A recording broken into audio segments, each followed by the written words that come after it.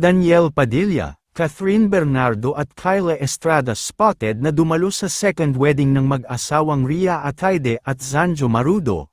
Matapos na ikasal ng celebrity couple na sina Ria Ataide at Zanjo Marudo taong 2024 ay ikinasal nga muli sila sa ikalawang pagkakataon ngayong buwan ng December. Isang intimate church wedding ang naganap kung saan ay dinaluhan ng kanilang buong pamilya, mga mahal sa buhay at iilang malalapit na kaibigan sa labas at loob ng showbiz.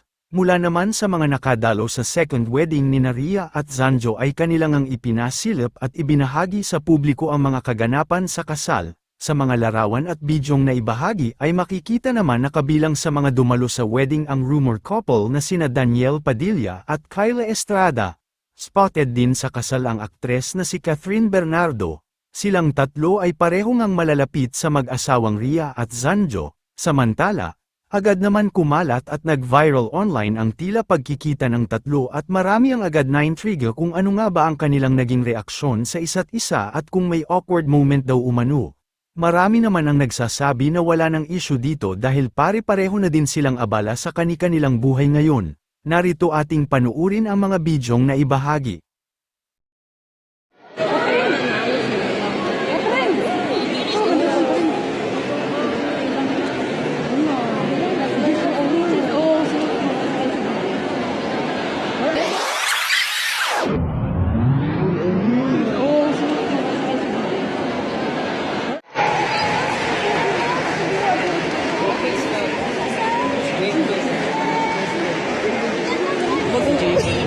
Paano?